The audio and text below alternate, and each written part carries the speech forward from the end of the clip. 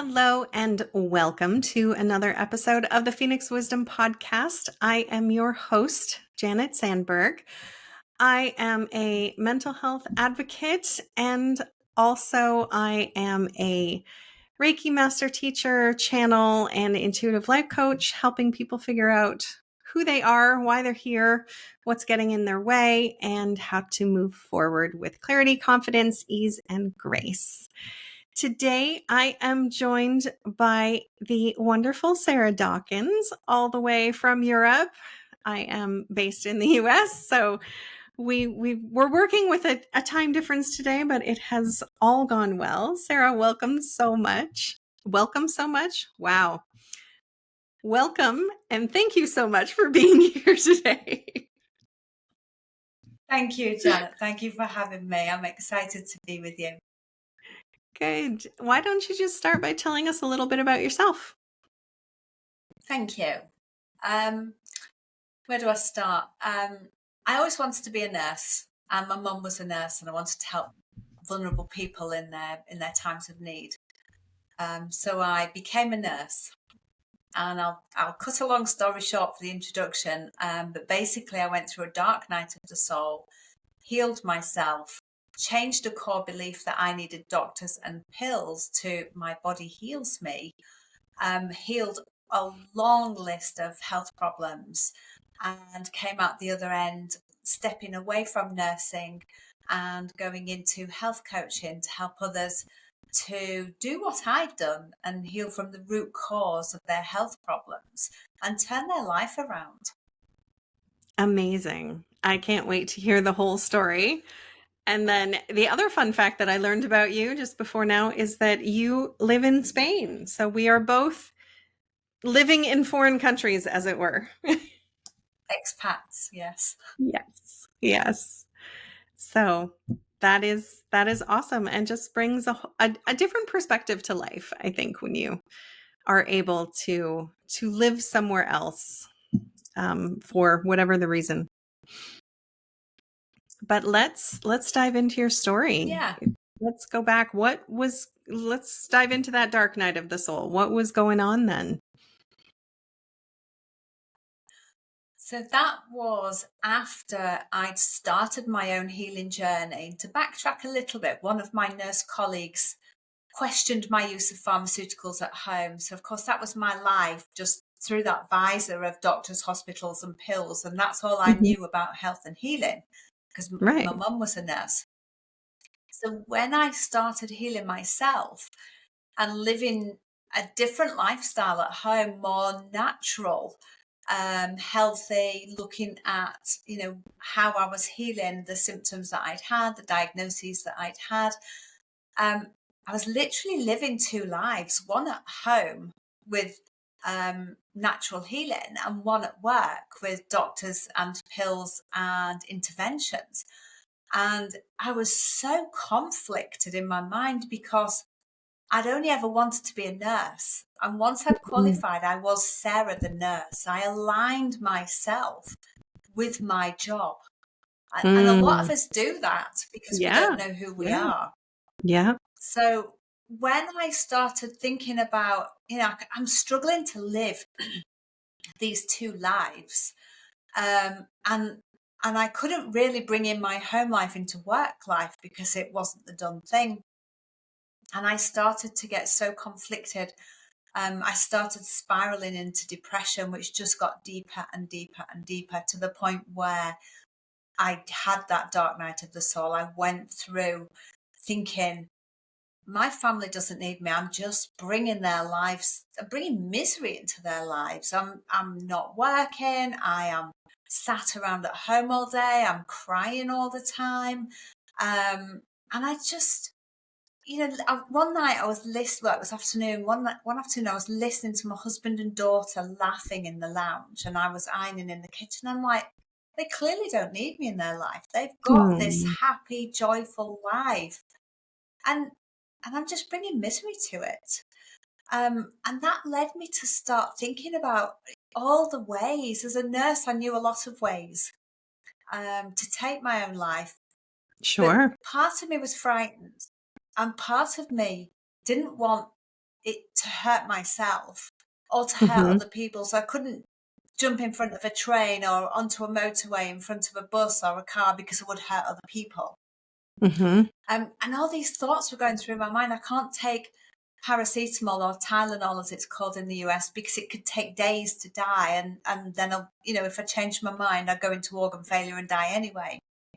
And I couldn't access any other like opioid stronger drugs other than steal them from work. And that wasn't going to Right. happen. And I wasn't even at work anyway. And I was just like, how can I do this? I don't want to slash my wrist because I'll make a mess, even if I sat in the bath and cut my wrists. I'm like, there'd just be so much mess to clean up. And Mm-hmm. all these thoughts were going through my head. How can I do it without making a mess, without hurting anybody else, without involving anybody else? But part of me was a coward too, because I didn't want to suffer. I didn't want to feel pain. I just wanted to be here and then gone. Yeah. Yeah. I mean, well, that's kind of the point, right? We want to end our own pain, so we just want to Yeah. just disappear. Yeah. Yeah. And I didn't know how to do that without Mm-hmm. any suffering. Yeah. Yeah, the practicalities are a whole thing, and especially like you said, when you're concerned for your family and those you're going to leave behind and not wanting. It's like we don't want to be here because we're a burden, but then considering the ways we could end our lives, we don't want to burden them that way either, with the Absolutely. aftermath, and leave them, something to clean up, or, any of those Yeah. things. So yeah, I get it. And it's interesting to hear, just all of those, um, just all of those thoughts, the way the brain works, and, you know, Absolutely. and Yeah, it's like and it felt in a strange position as well because I was like, well, what about this? Well, no, it'll leave a mess. Well, what about this? Well, no, because it might hurt somebody else. Well, what about this? Well, I might end up suffering and I don't want to. And while I was ironing, I was just having all these random thoughts, trying to process what would be the best way. And not long before I was having these thoughts, before I left work because I couldn't work, I was so deeply depressed. I'd heard of an anaesthetist that I worked with. His wife was very, very depressed, and she'd just gone up to, said she was going to bed, put a bag around her head, tied it, and oh my literally gosh, suffocated herself. And I'm like, no, because I'll probably no. fight that bag. And I'm just like, I just couldn't think of what would what would work for me, what would resonate that wouldn't hurt, but that wouldn't leave a mess for my family. Hmm. Yeah. So, and it's also interesting that all of this was happening while you were ironing. Um, because Yeah. it's so meditative. I used to love ironing. I used to work as an au pair, as a nanny.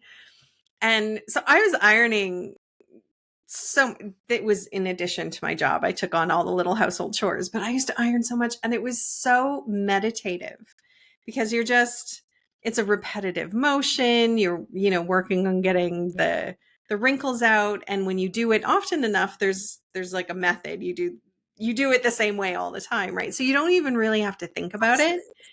So yeah, like your brain is just so free to wander. And I had another au pair friend at the time who always joked that she was going to write a book about all of those thoughts that she had while she was ironing, because it's like shower thoughts, right? Like you're Yes. relaxed and you're meditating and your brain just goes to all of these wild places. Yeah. Yeah. So, Crazy but thoughts. And like you say, just so up and down. Yes and no. Yes and no. yeah. Yeah. So what, you finished your ironing, and then what happened? Um, I think I cooked dinner and then went to bed early and just cried in bed. And my family were used to me crying. Hmm. And they just they kept reaching out, but I didn't really see it. because my life was so dark. I felt like I was in the bottom of a dark, deep abyss. Mm-hmm. That's how it felt, and I could kind of see them and hear them speaking and reaching out, but I just wasn't receptive to it. So I just kind of segregated myself from them and took myself to bed and cried in bed, and so that I tried to hide my crying. They obviously knew, but I tried to Right. hide it because I didn't want to burden them with it. Mm-hmm. I just went to bed, and the following morning I actually rang we have a counselling service at where I worked in the hospital, and I just rang and I said, yesterday I was thinking of how to end my life, and she said, come in right now. This was 9 o'clock in the morning, I think, after everybody had gone to work and school. And I remember just throwing a dress on, didn't wash, didn't brush my teeth, didn't even have a drink, literally went straight to her office. And as I was parked my car and walking across the car park, I noticed a man giving me a really strange look. But that was all I noticed. Yeah. Just very strange. I couldn't understand what he was looking at. I went in, and the receptionist sat me on the chair for a few minutes. Then I went in, and as I walked in and sat down, she said, Sarah, do you know that your dress is open? It had a big long side zip, Oh no. full length side zip. And I'm like, oh, no. Looked at it, and that was clearly what that man was looking at. He could see Right. my underwear, because it was such a big long zip. I'm like, no, I just had no idea. I was totally unwashed, unkempt, didn't brush my Yeah. hair, nothing. So I zipped it up and just talked through what was going on in my head the previous night and what I could do about it. And what could you do about it? Well, she just tried to, I don't really remember. I think it was tried to use logic and Mm. emotions. And I remember her giving me a stone. It was a polished stone. And she said, I want you to have this. It's my last one. And she said, I want you to hold it and think of the strength within that stone, that rock, how hard it is, how strong it Mm. is. And related that to me. She says, you've been through hard times. You've got that strength in you. You just have to dig a bit deeper. But pull this stone out and think about the strength it's got within it, and remind yourself that you've got that strength within you. And I don't remember the rest of the conversation, and I've still got that stone today. Yeah, I love that so much. Like having something physical as a reminder of our strength that we can just put in our pocket or, carry around with us. That's so beautiful. There's a coach that I worked with, um Denise Duffield Thomas. She's Australian. She's a money coach, actually. But one of the things that she teaches is having anchors, is what she calls them. And so Yes. this stone is an anchor, and they don't have to be physical things, but just having just even little notes, around your house to remind you, post-it notes, or changing your passwords to something that will remind you of where you want to be or how you want to feel. Yeah. And yeah, And this is touch as well, yes. touching, fingertips, or touching your chest, or touching your thigh, and anything you can use as an anchor. Yeah. Yeah. But I love having a stone as an anchor. I'm a big crystal girl. So um Yes, me it too. just makes sense to me to have a stone as that um anchor to remind you of your strength. Love it. Yeah, thank you. So then where did you go from there? When did you start Uh, feeling a little bit better? I'm not sure of the time in between that session with her and when I started to feel better, because every day ran into another day. But I Mhm. had to walk our dogs. We had two hours, and they needed to go out morning and evening for a walk. And I used to walk them, and at some point I think it was maybe a year down the line, I started looking out. So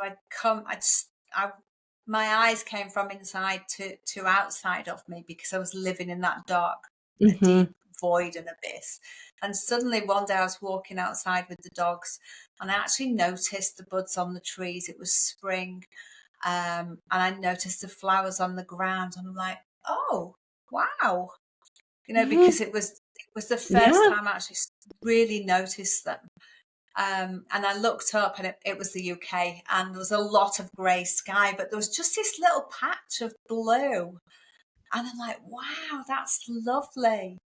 And then after that, I started looking for things that would light me up, and listening, just hearing children playing in the street, seeing the flowers. There was a stream alongside the path I walked the dogs, just listening to that and watching the bubbles sometimes. And it was intuitive. I didn't know what I was doing at the time. It was Mm-hmm. literally several months later when I realized I'd started practicing mindfulness and gratitude together. Yes. But I had Mm-hmm. no idea what I was doing. I'm like, oh gosh, look at that. That's beautiful. And Mm-hmm. oh, how lovely. I'm so pleased that I've seen that. I'm so grateful.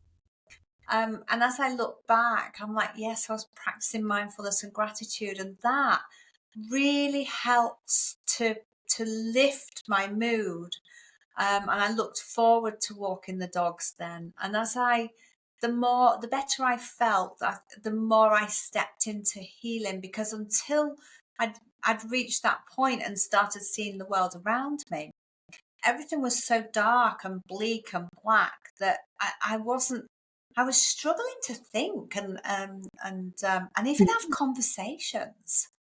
And I remember having just a general conversation. I don't remember what it was, but me and my husband were in the kitchen just talking, and I was saying something, and I went, that, what's that? And he went, you mean the chair? I'm like, yeah, chair. I lost that word. Didn't have that word. Couldn't find it in my vocabulary. Why did I not? I know that's a chair. Why could I Sure. not remember that was a chair? And that shocked me. It's like, how can you just lose an everyday word? But looking back, that shows the depth of that darkness that I was in, that I literally couldn't process my thoughts Mm-hmm. into vocabulary, let alone think about how I'm going to get better. Because I knew from the off that I would heal this dark depression. The doctor wanted to medicate me, but I didn't want the pills. I'd done that before, and it had literally made me feel like a zombie. Literally, just I couldn't Mm-hmm. feel anything. I couldn't feel any emotion, no sadness, but no joy either. So I Yeah. said, no, I'm going to heal this myself. I have no idea what I'm going to do, but I'm absolutely going to heal this. So as I said, that gratitude and mindfulness, when I realized what I was doing, I spent more time in that state. And then I started meditating, and it's laughable now because I'd never meditated, didn't know what to do. So I sat on the couch with my fingers in a mudra, thumb and middle finger together, going, and all these intrusive thoughts in my mind. Who do you think you are? You're just nobody. You're worthless. Nobody loves you. What are you here for? Mm-hmm. I'm like, oh, clearly I can't meditate. This is not for me. I cannot do this. Mm-hmm. And I went on because we got internet at the time. This was back in 2012. So I went on the internet and started looking at what I could do to help myself, and found some guided meditations. And at first I'm listening to, I chose a 5-minute one. I thought I can just start slow and move on. Found somebody's voice that I liked, and just initially started looking for peace inside. I just want to feel at peace with myself. And then I can look at maybe feeling at peace in the world around me. And the more I did, the better I felt. And then my husband said, why don't you leave the hospital and set up your own business? And my first thoughts, well, I can't not be a nurse, because, that's who I am. I'm Sarah the nurse. So I did. I set up a business, but I was a nurse entrepreneur. I still had that nursing. And I meditated on becoming an entrepreneur before I'd even started. But not just Wow. any entrepreneur. I had to be an award winning, because that was looking for validation and proof that Hmm. I have got the ability and the skills. So I did that and actually won a local award in the university, and they put me forward to National Freelancers Day, and I came second in the UK in a freelancers Wow. competition. So I'm like, okay, so this is my validation now. I am okay. I can do this. And of course, I'm still on my healing journey, but like way down the path now. Hmm. And a friend of mine said, you need to start networking. You need to start going to some groups. I'm like, eek. Hmm. Because although I was healing, I wasn't really ready to meet lots of people. I'd got Yeah. my Put yourself jobs out as my there. entrepreneur. Yeah, I was doing that as an entrepreneur, subcontracting to other companies through my own company, which was nerve wracking, but I was earning the money doing the work, and the work what was using my nursing skills. So it was just like a bit of retraining. And I did that. But the thought of going to a room full of people and having to mingle and talk to them all and say who I am and what I'm doing. She took me and held my hand, and I literally shook the whole time of the meeting, because it was so far out of my comfort zone. But Hmm. the thing about healing is we have to step out of our comfort zone. People can Yes. support us, but we absolutely have to do it ourselves. Nobody can do it for us. And that is, I think, for me, that was the most challenging part of my healing, was regrowing my comfort zone from like the size of a penny or Hmm. non-existent, to try and push those boundaries, those edges of my comfort zone, to grow it, to become that confident person that I used to be. And Hmm. every time I did something new, my voice shook, my body shook, and it was so anxiety provoking. But the more I did, the better I got at it. Yes. And I say that I think is the most. I don't say difficult and challenge. Don't say difficult and hard, because our subconscious thinks, well, I can't do it if it's difficult or hard. So I work with challenging, because we can work with those challenges. And that Yes. really challenged me, really, really challenged me. But I did it. And the more I did it, the better I felt. And eventually I was able to step away from that business, even though I'd won awards, and set up my second business as a coach to help people to do what I'd done and look at their beliefs around health and healing, and find their blocks to why they're not healing, why they think they have to have that dis-ease or diagnosis for their lifetime. Because a lot of doctors will say, you Yeah. can't heal this, you'll be on pills forever. Yeah. And I'm like, that's not going to be me. I'm not going to be that. I'm going to heal this. My body's going to heal it, because that's my new belief. And I did. I healed it, trained as a coach, and moved on. Amazing. And I know exactly what you mean about those networking meetings. When I first started my business like 13 years ago, that's what you do when you are an entrepreneur and you own your own business. You have to go out there and meet people and build relationships and referrals and things like that. And I think the first networking meeting I went to, I walked in, it was in a restaurant, and I immediately went to the restroom. Just stood in there for like 5 minutes, kind of getting up my nerve, because I walked in and there's 50 people standing around. And I'm like, I don't know any of these people. And so I just went and hid for a little bit and then came out and yeah, it was terrible. The first one, but I Yeah. did it. I was like, okay, I went. That was sort of step one. I didn't necessarily talk to a lot of people, but I showed up. And then, it was baby steps from there. Yeah. And then eventually you go to different events, and sometimes you have to get up and speak to everybody all at once. Sometimes they're just mingling, one-on-one sort of casual things, but yeah, getting up in front of everybody and saying who I am and what I do, and yeah, voice shaking. And but the interesting thing is, I also have lived with depression for many, many years. And so there were some days where I was just like, I can't, like, it was a struggle to get out of bed, but I had this networking thing that I had to go to. So I'd force myself to get up and put on my dress and do up the zipper and, put on the makeup, brush the hair, do the things and go. I'm like, all I have to do is go once I'm there. And usually by the time I got there and I saw familiar faces, and it would totally improve my mood because I had, pushed myself that little bit. And, there are days you can and days you can't. But on the days that you can, it's so worth it to just push yourself out of where you're comfortable, because the reward is that then, like you said, your comfort zone grows and you just, you open yourself up to new and better experiences and opportunities. Absolutely. And nobody can do it for you. You have to Mm-hmm. do it yourself. People can support you, but Mm-hmm. nobody can do it for you. And I think I found that the most challenging. And I found a quote by Henry Ford that once I started healing, it really resonated with me. And that is, if you always do what you've always done, you'll always get what you've always got. Yes. And that really, I guess, giving me goosebumps. And that really helped me to keep stepping forwards, Mm-hmm. to step out of who I was and to become who I was becoming. Yeah. Yeah.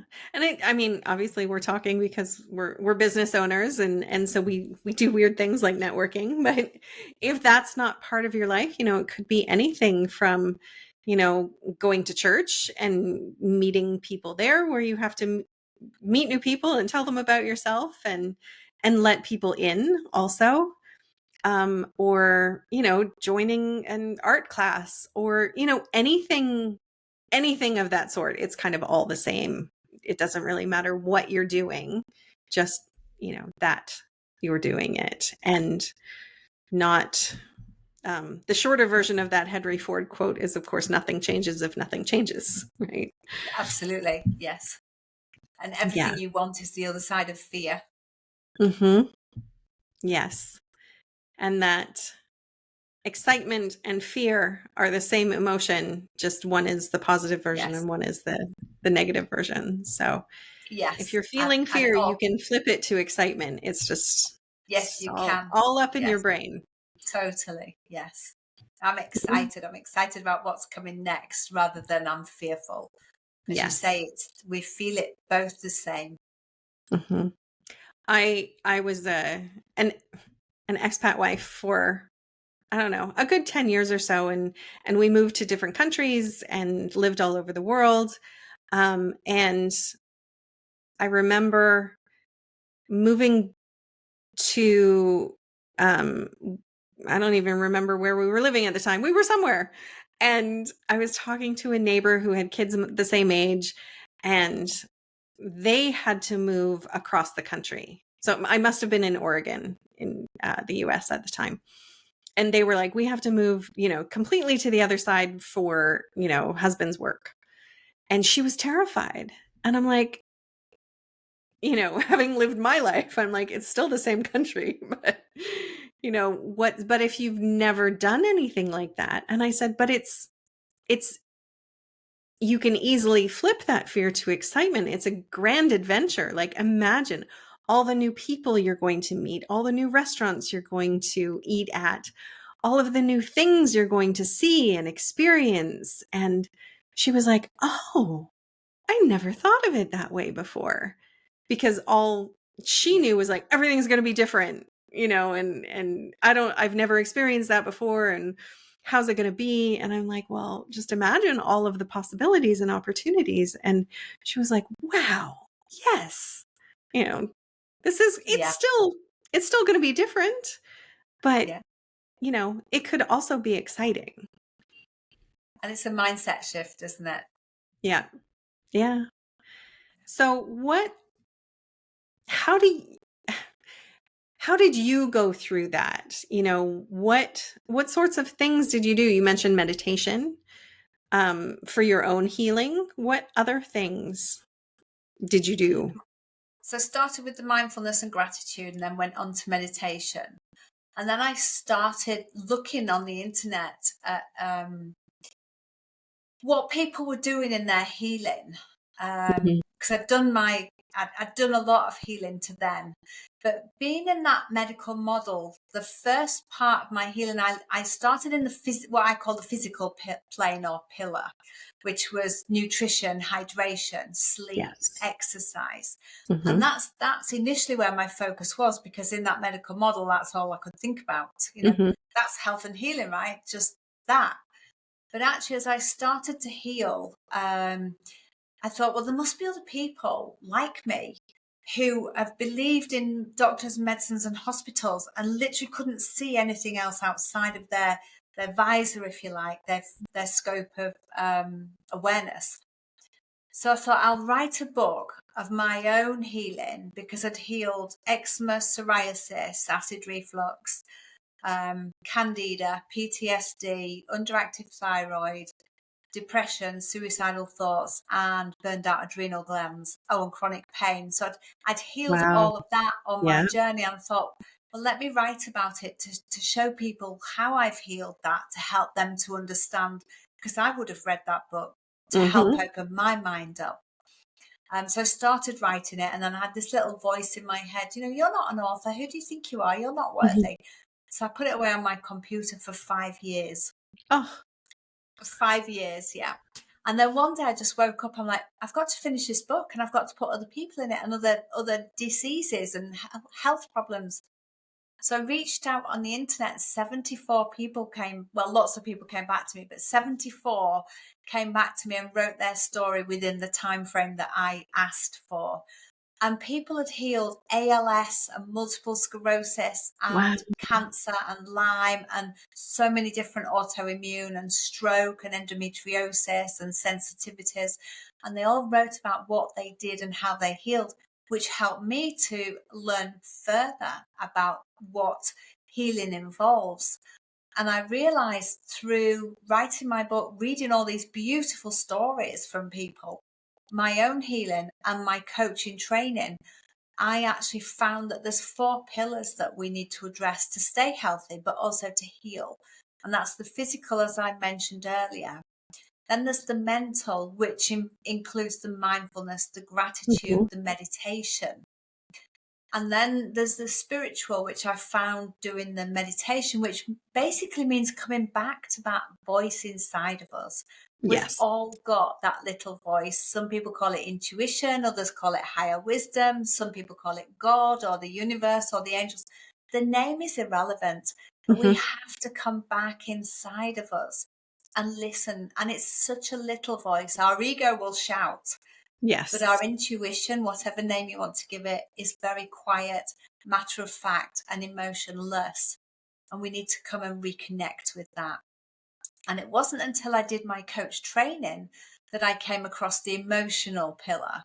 And that really, we have to look at who is around us, what kind of people are Mm-hmm. around us. Are they draining our energy, or are they filling us up and making us happy? But we also have to look at our past, what's happened in our past, and we have to heal that. Now, the Mm-hmm. best way is forgiveness and letting go, but not Yes. everybody can get to that point. Mm-hmm. So for some people, it's more of accepting what's happened, because we can't change it. No matter how much hatred and grief we hold, we cannot change what's happened, but we can reframe it to come to a place of acceptance on a neutral emotional level. If we can't get to that forgiveness, the next best thing is acceptance in that neutrality. And when we can do that and address all those 4 pillars, we can stay healthy, but we can also heal. It works for both, to Yes. avoid disease, but to heal disease too. Nearly spoke in Spanish then. So all of those need addressing, and most of us tend to, like I did, just look at that physical, the nourishment, the hydration, Mm-hmm. the exercise, and the sleep.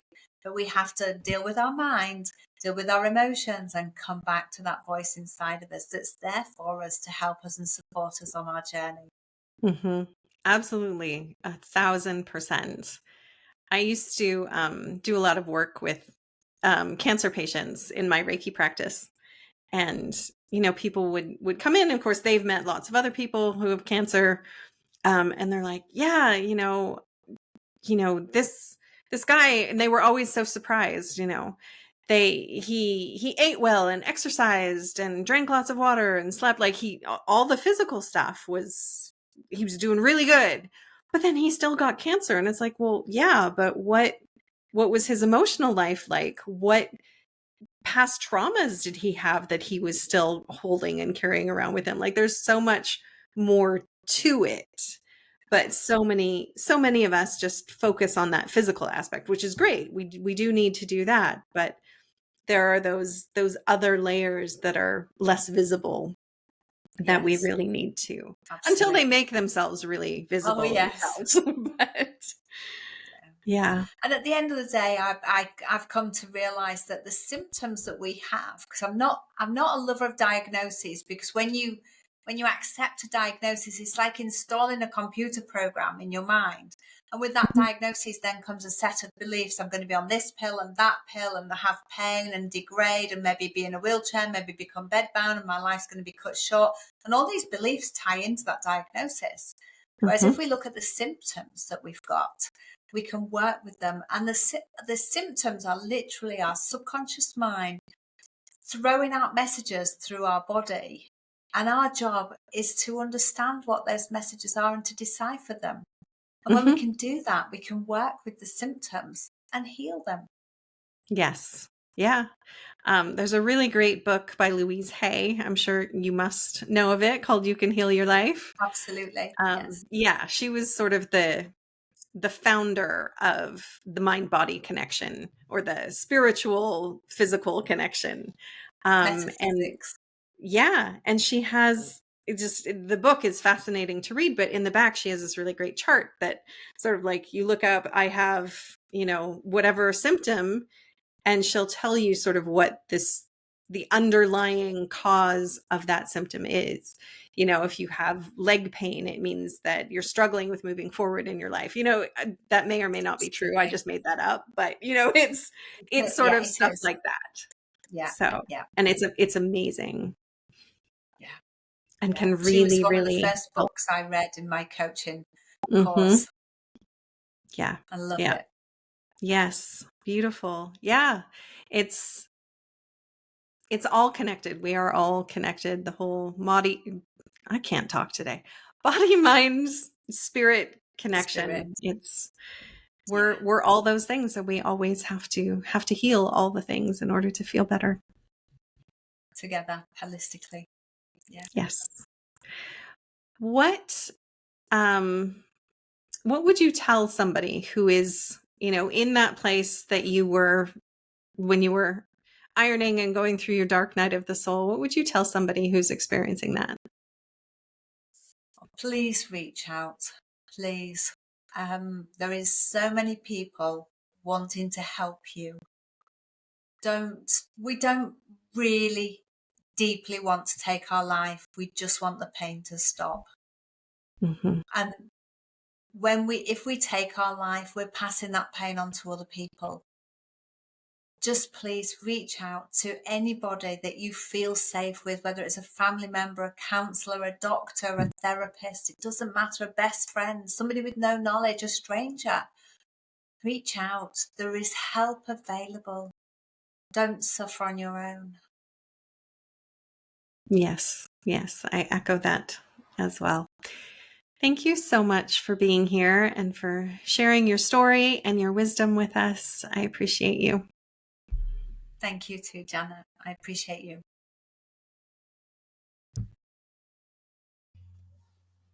Thank you for listening. Remember that you are loved, you are worthy, you are valuable, you are meant for more, and that it really does get better. If you are in crisis, there are numbers that you can call or text to get the help that you need. That information for Canada and the US is in the description below each episode. If you are in immediate crisis, please call 911. We love you, and I hope you'll listen again.